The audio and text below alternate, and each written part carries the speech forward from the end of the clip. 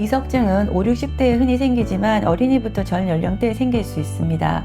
이석증은 여자에서 두세 배 더 많이 발생합니다. 안녕하세요. 이비인후과 전문의 정선입니다. 오늘은 어지럼 질환 중에 가장 많이 생기는 이석증에 대해서 말씀드리겠습니다.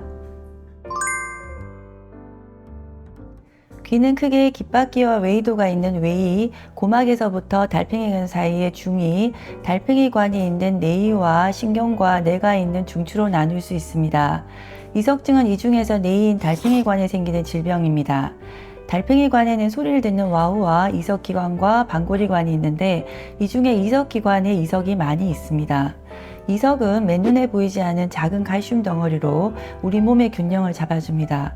그런데 어떤 이유로 이석이 이석기관에서 떨어져서 방골이관으로 들어가면 어지러움을 일으켜서 이석증이 생기게 됩니다. 이석증은 여러 가지가 있습니다.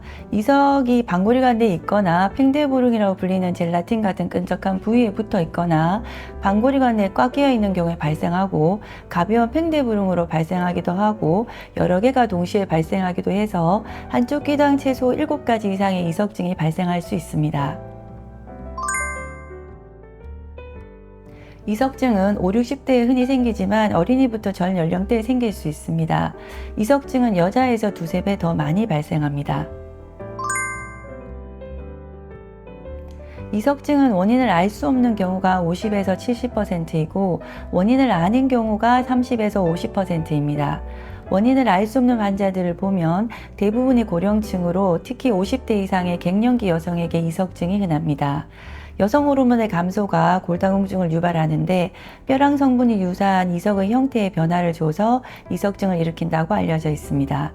이석증의 원인을 아는 경우는 머리 외상이 가장 흔한 원인이고 그 외에도 전정신경염이나 메니에르, 돌발성 난청 등의 내이 질환이 있거나 중이염 수술이나 치과 치료를 받았거나 오랜 기간 누워있는 경우에도 발생할 수 있습니다.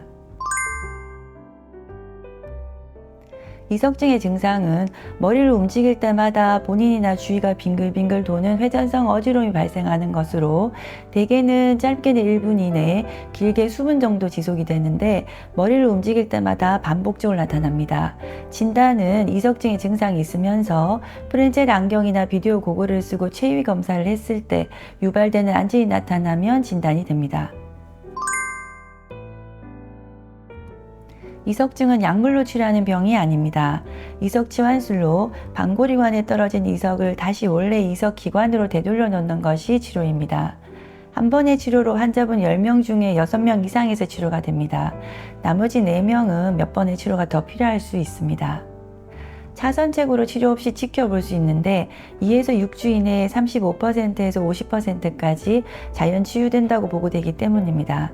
하지만 연령이 높아질수록 자연 치유는 어렵습니다. 또 이석 치환술을 하면 한두 번 하여서 치료가 되는데 자연 치유는 6주까지 어지러움을 느껴야 되고 더 오래 걸릴 수도 있습니다. 약물 치료를 하면 되지 않냐고 물어보시는 환자분들이 계시는데 약물 치료는 보통 항히스타민이나 디아제팜 같은 약물로 어지러움이 심한 하루 이틀은 필요할 수 있지만 치료약은 아닙니다. 장기적으로 쓰면 오히려 어지러움 증상을 호전시키는 뇌의 중추 보상 기능에 장애를 주고 졸음이나 넘어질 위험이 생겨서 좋지 않습니다.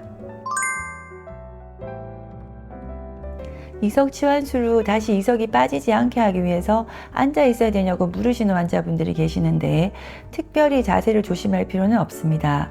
주무실 때는 왼쪽, 오른쪽을 누워 보시고 덜 어지러운 쪽으로 누워 주무시는 것이 좋습니다. 방골이관으로 빠진 이석이 중력에 의해서 원래 이석기관으로 돌아올 수도 있기 때문입니다.